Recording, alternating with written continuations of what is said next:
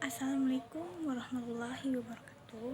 Perkenalkan, nama saya Nur Amalia, kelas 2D Pendidikan Ekonomi, Fakultas Tarbiyah dan Keguruan, NIM 1191062365.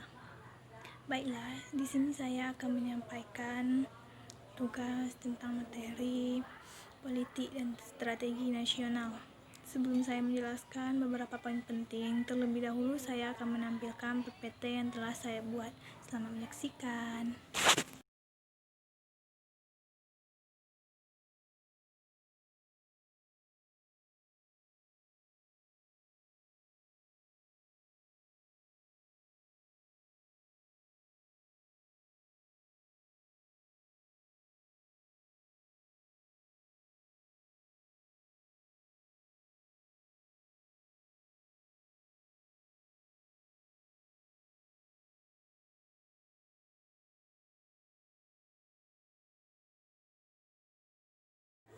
Baiklah, setelah menyaksikan PPT yang telah saya buat tadi, saatnya saya akan menjelaskan tentang beberapa poin penting tentang politik dan strategi nasional.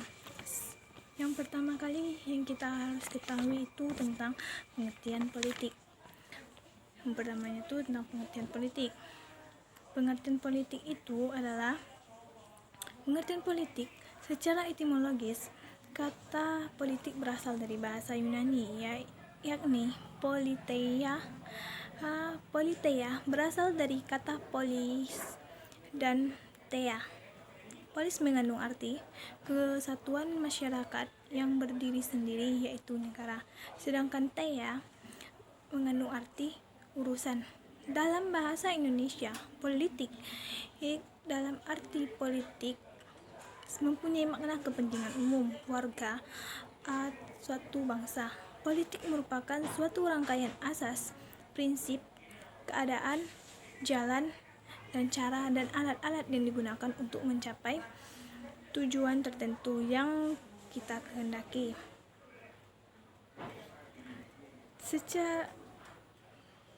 Politik secara umum menyangkut proses penentuan tujuan negara dan cara melaksanakannya. Selanjutnya, saya akan menjelaskan tentang strategi. Strategi berasal dari bahasa Yunani, yakni strategia, yang artinya itu adalah seni seseorang panglima yang biasanya digunakan dalam peperangan. Di era sekarang ini, penggunaan kata strategi tidak lagi terbatas pada konsep atau seni seseorang. Dalam pengertian umum, strategi ini adalah cara untuk mendapatkan kemenangan atau pencapaian tujuan. Dengan kata lain, strategi pada dasarnya merupakan seni dan ilmu menggunakan dan mengembangkan kekuatan teknologi, kekuatan ideologi, politik, ekonomi, sosial budaya untuk mencapai tujuan yang telah ditetapkan sebelumnya. Selanjutnya itu pengertian tentang nasional. Nasional ini berasal dari bahasa Inggris, yaitu nasional, yang akar katanya itu berasal dari kata nation, yang dalam bahasa Indonesianya berarti bangsa. Dengan demikian, nation adalah sesuatu yang berhubungan atau berkaitan dengan skala nasional yang merujuk pada bangsa dan negara. Baiklah, setelah mengetahui pengertian politik, strategi, dan nasional tadi, saatnya saya akan menjelaskan tentang politik dan strategi nasional. Politik nasional adalah asas-asas atau haluan usaha serta kebijaksanaan negara tentang membina serta penggunaan kekuatan nasional untuk mencapai tujuan nasional. Yang selanjutnya itu strategi nasional. Strategi nasional disusun untuk pelaksanaan politik nasional, misalnya strategi jangka pendek, jangka menengah, dan jangka panjang. Dengan demikian, strategi nasional adalah cara melaksanakan politik nasional dalam arti mencapai sasaran dan tujuan yang ditetapkan oleh politik nasional. Oke, setelah menjelaskan pengertian politik dan strategi nasional tadi, saya masuk ke poin B, yaitu dasar penyusunan politik dan strategi. Dasar penyusunan politik dan strategi ini harus berlandaskan pada dasar pemikiran yang absah, legal, dan jelas, sehingga akan mencerminkan kepentingan nasional seluruh komponen bangsa Indonesia. Dan yang C-nya, saya akan menjelaskan tentang faktor yang mempengaruhi penyusunan politik dan strategi nasional. Yang pertama, perkembangan global. Dalam penyusunan politik dan strategi nasional, tentunya pemerintah harus memperhatikan aspek global yang sedang berkembang, khususnya yang berhubungan dengan isu demokrasi, HAM, lingkungan hidup, terorisme, globalisasi, dan pasar bebas. Selanjutnya itu adalah yang keduanya itu adalah perkembangan regional. Dalam penyusunan politik dan strategi nasional, tentu hal-hal yang berhubungan dengan perkembangan lingkungan, strategi dan skala regional seperti kejahatan transnasional, perbatasan, dan keamanan regional, dan yang organisasi regional dalam kerangkaan ASEAN dan PAEC. Tentunya menjadi bahan pertimbangan yang sangat penting. Politik dan strategi nasional yang disusun tentu harus mampu merespons berbagai tantangan regional yang dihadapi oleh bangsa Indonesia. Yang ketiganya itu perkembangan nasional. Perkembangan nasional yang meliputi Astagrata atau Trigatra dan Pancagatra menjadi satuan yang sangat penting. Perubahan politik dan strategi nasional pada tataran empiris yang mengalami perubahan dari masa Orde Lama, Orde Baru, dan Orde Reformasi merupakan bukti yang nyata betapa perkembangan lingkungan dan strategi di tingkat nasional sangat berpengaruh.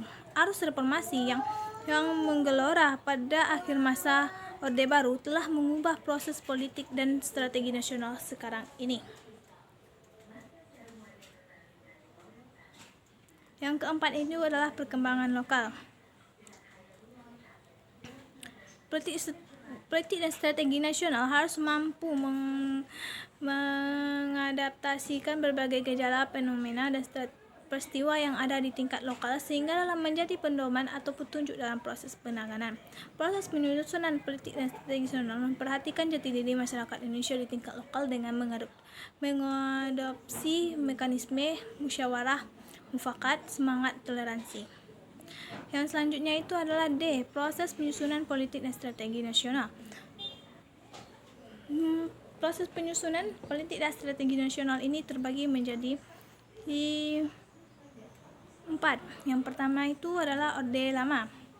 Orde Lama, proses penyusunan politik dan strategi Orde Lama dikenal dengan sebutan demokrasi terpimpin. Ini diliputi situasi, kondisi, dan keadaan masyarakat dan negara yang serba tidak memuaskan. Proses penyusunan strategi nasional dimulai dari pembentukan Dewan Perancang Nasional atau Depernas melalui Undang-Undang Nomor 8 Tahun 1958.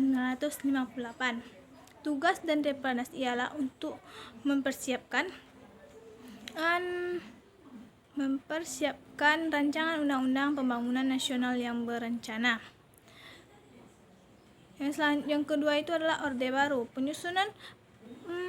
Proses penyusunan politik dan strategi nasional pada Orde Baru dikenal dengan sebutan demokrasi Pancasila.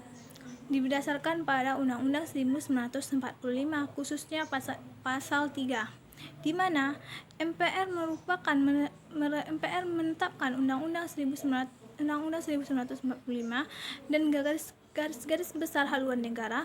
Wujud nyata politik dan strategi nasional saat itu adalah GBHN yang ditetapkan oleh MPR melalui TAP. MPR kemudian diserahkan kepada Presiden untuk dijadikan sebagai pedoman dan penyelenggaraan pembangunan nasional. Yang ketiganya adalah transisi reformasi.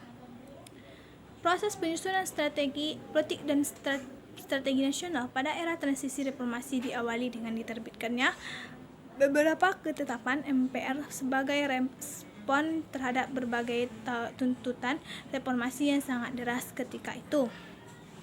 Ketetapan MPR itu ada terbagi menjadi 5. Yang A-nya TAP MPR nomor 6 MPR tentang pokok-pokok reformasi dalam rangka penyelamatan.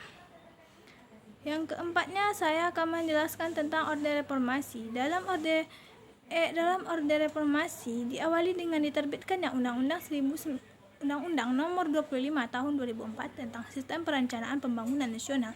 Berdasarkan Undang-Undang Nomor 25 Tahun 2004 tentang Sistem Perencanaan Pembangunan Nasional, dinyatakan bahwa yang dimaksud dengan Sistem Perencanaan Pembangunan Nasional adalah suatu kesatuan tata cara perencanaan pembangunan untuk menghasilkan rencana-rencana pembangunan dalam jangka panjang, jangka menengah, dan jangka pendek, dan tahunan yang dilaksanakan oleh unsur-unsur penyelenggaraan negara. Setelah menjelaskan beberapa poin penting tentang politik dan strategi nasional tadi, ada lagi beberapa hal yang harus kita ketahui tentang visi dan misi RPJPN dan RPJPM. Pertama itu visi dan misi RPJPM. Visi RPJPM ada 4. Yang pertama, mandiri. Mandiri yang dimaksud adalah bangsa mandiri, bangsa yang mampu mewujudkan kehidupan sejajar dan sederajat. Yang kedua itu maju. Suatu bangsa dikatakan makin maju apabila sumber daya manusia yang dimiliki manusianya memiliki kepribadian bangsa, berakhlak mulia, dan berkualitas pendidikan yang tinggi. Yang ketiganya adil. Bangsa adil berarti tidak ada diskriminasi dalam bentuk apapun, baik antar individu, genre, maupun wilayah. Yang keempat, makmur. Makmur adalah bangsa yang makmur adalah bangsa yang sudah terpenuhi seluruh kehidupan hidupnya sehingga dapat memberikan makna dan arti penting bagi bangsa dan dunia. Baiklah, misi dari RPJPN ini ada beberapa poin penting, cuman saya akan menjelaskan 3 saja. Yang pertama, mewujudkan masyarakat berakhlak mulia, bermoral, beretika, berbudaya, dan beradab berdasarkan falsafah Pancasila. Yang kedua mewujudkan bangsa yang berdaya asing. Yang ketiga, mewujudkan masyarakat yang demokratis, berlandaskan hukum. Selanjutnya itu adalah visi misi RPJPM, yaitu adalah menata kembali dan membangun Indonesia di segala bidang yang ditunjukkan untuk menciptakan Indonesia yang aman dan damai, yang adil dan demokrasi, yang tingkat kesejahteraannya rakyatnya meningkat.